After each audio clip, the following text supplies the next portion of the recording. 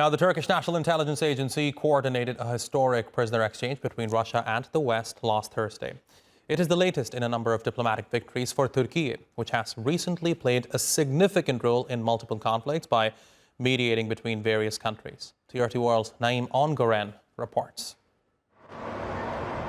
Last Thursday, capital city of Ankara witnessed the successful completion of a prisoner exchange deal involving several countries, highlighting Türkiye's growing role as a key diplomatic player.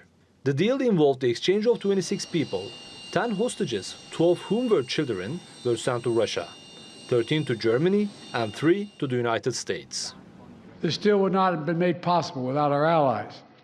Germany, Poland, Slovenia, Norway, and Turkey, they all stepped up and they stood with us. They stood with us. And they made bold and brave decisions, released prisoners being held in their countries who are justifiably being held, and provided logistical support to get the Americans home. Turkish security sources also stated that this initiative highlights Turkey's growing role as mediator on the international stage under the leadership of President Recep Tayyip Erdogan. This isn't the first time that Turkey led negotiations to find a common platform between various countries. Diplomaside uyguladığımız dengeli. We play a key role in resolving crises with the balanced, impartial and peaceful policy decisions we implement in diplomacy. Our critical role in the opening and maintenance of the grain corridor, as well as prisoner swaps between Russia and Ukraine, is an important example of Turkey's diplomatic power. A prominent instance is the 2022 grain corridor agreement between Russia and Ukraine, which was arranged and mediated by Türkiye. This agreement aimed to address the world food crisis and avert future famines by establishing secure grain export processes from designated ports.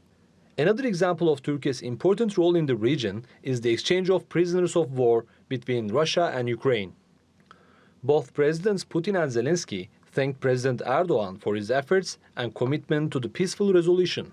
Turkey intervened as a mediator between Somalia and Ethiopia, following a fallout after the port agreement Ethiopia made with the self-declared Republic of Somaliland earlier this year. The Turkish foreign minister hosted both countries' foreign ministers in Türkiye to start the negotiation process.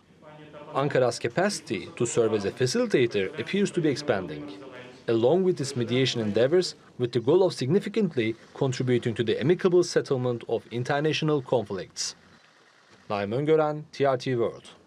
Let's revisit one of our top stories this hour, Türkiye's successful diplomacy in mediating a prisoner swap between Russia and the West. Now, the timeline of last week's landmark prisoner swap dates back to 2019, when the US, Russia and Germany asked Türkiye to mediate the process as a trusted country for all sides.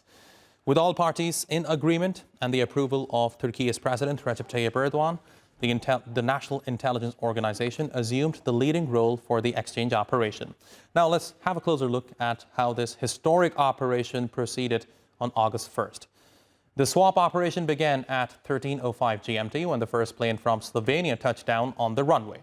After this, the swap phase began with the planes from Norway, Russia, Germany and the US landing.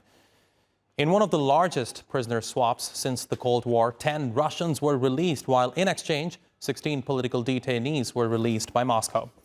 After the confirmation procedures of all parties were completed under MIT's supervision, 10 people were transferred to a Russian plane leaving for Moscow.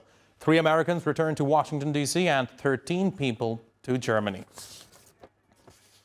All right, for more on this, let's bring in TRT World's Rupert Stone, who joins me live from the Turkish capital. Rupert, good to see you. So certainly when we look at the bigger picture, it is a huge diplomatic success for Türkiye. What do you think this tells us about the future of Turkish foreign policy?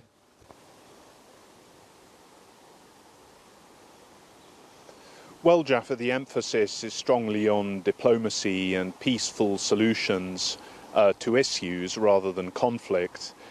We've seen that very much on show in this episode, where Turkey's National Intelligence Organization not only mediated this prisoner exchange from the beginning, but also coordinated the logistics, which is very complicated, with 26 prisoners, I believe, from 7 countries who had to be exchanged at Esenboğa Airport in Ankara. So this is another demonstration of the importance of mediation diplomacy. We see it in other arenas, for instance, with Ethiopia and Somalia. Turkey has been mediating there, of course, most prominently in the case of the Ukraine conflict, where Turkey mediated the grain deal in 2022 and has been involved in some efforts towards peace talks there as well. So this is very much an emphasis on Turkey using its relations, broad array of international relations with countries like Russia on the one hand, and then the Western Bloc countries, the US and other NATO partners on the other, so that Turkey can act as a diplomatic bridge and a go-between between, if you like, the global South and the West. To provide a stabilizing force in the world, a peaceful approach rather than a conflict-oriented approach to global security issues. That's Rupert Stone live for us from the Turkish capital. Rupert, thank you very much indeed. Now, the prisoner exchange was historic for various reasons, one of them being the inclusion of high-profile names greatly valued by their countries. Let's have a closer look at who they are. The world-famous Wall Street Journal reporter Ivan Gershkovich was the first foreign journalist accused of espionage in Russian history. He was serving a 19 years prison sentence after his trial. Alsu Kurmasheva, a dual citizen of the United States and Russia, was visiting family when she was detained. She was later convicted of charges of disinformation and non-declaration of employment as a foreigner. Both are now safely back in the United States. Now, ex-Marine Paul Whelan was arrested in Russia on charges of espionage. His exchange has been on the agenda since 2022. The extradition failure sparked public outrage against the Biden administration. Vadim Krasikov was the only person extradited from Germany, where he assassinated a Chechen opposition fighter in 2019. Russia first denied any ties to him, but he was later named a patriot by the Russian President Vladimir Putin. And from Slovenia, a family working for the Russian Foreign Intelligence Service, Artem Dulcev and Anna Dulceva, were returned to Russia along with their children. Now, 3 public figures have been released from Russian custody and are now in Germany. Ilya Yashin was a strong supporter of Alexei Navalny and was jailed in 2022. Vladimir Kara-Murza was one of Russian President Vladimir Putin's biggest critics and was arrested on charges of treason. But perhaps the most important was Rico Krieger, who worked with the Red Crescent and was captured in Belarus. He was sentenced to death nearly 2 months ago on terrorism charges and was pardoned just 2 days before the historic exchange. All right, for more on this, let's bring in Ahmet Keser. He is a professor of political science and international relations at Hasan Kalyoncu University. He joins me now live from the Turkish capital. Professor, great to have you here with us on TRT World. So certainly many across the world say this is a huge diplomatic victory for Türkiye. Now, if you look at the past 4 or 5 years, Türkiye has played a significant role in mediating conflicts and deals. For example, finding a resolution to the Second Karabakh War, then mediating the historic grain deal between Russia and Ukraine, and now most recently this prisoner swap exchange. I wonder, is this a policy that other countries in the region should follow as well? Do you think that Turkey's diplomacy mediation policy is something that can be used as a template for nations around the world? Well, Jafar, first of all, thanks for having me. Of course, that is an important question. The other countries may follow the same path as well, but the question is, can they be as successful as Turkey played the role in these negotiations? Because just following the path or using the same diplomatic way as a template does not mean that each progress will bring success. Because first of all, this requires a huge amount of, I think, diplomatic background, experience, especially in negotiations and mediations. And also the cultural proximity to all the sides is another important aspect in this progress. Because when we look at, for example, Turkey, not only geopolitically, but also culturally very close both to the Eastern world and the Western world as well.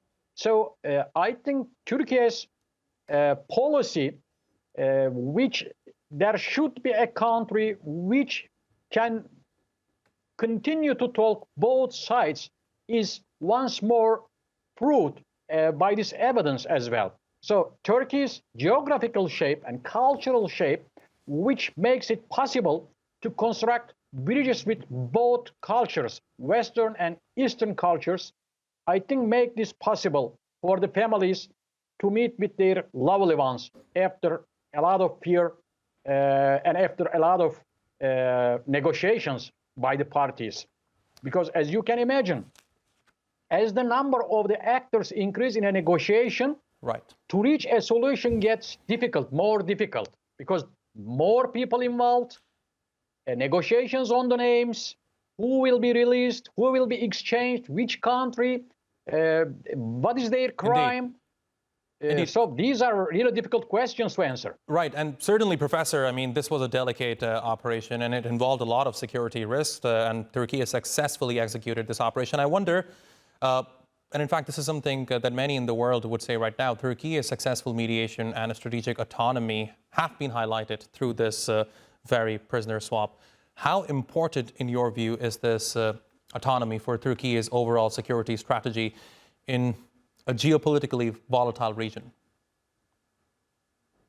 For sure, we have to evaluate at least both the hard power and soft power of Turkey, which affects this progress and which makes it possible in this progress. Because, for example, we have some countries around Turkey, neighboring countries, which may have only soft power, but soft power does not work only. So Turkey has the ability to use hard power as well with a strong army.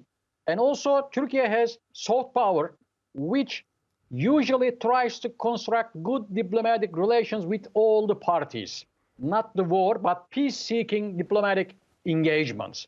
So when you combine both the hard power and soft power together in required amounts, in right time, in right location, then you can turn it up to be a smart power. I think that is what Turkey is now trying to do in these negotiations. So that's why reaching solution, especially starting from Russian-Ukrainian conflict to this end, and when we see in other conflicts in the region as well.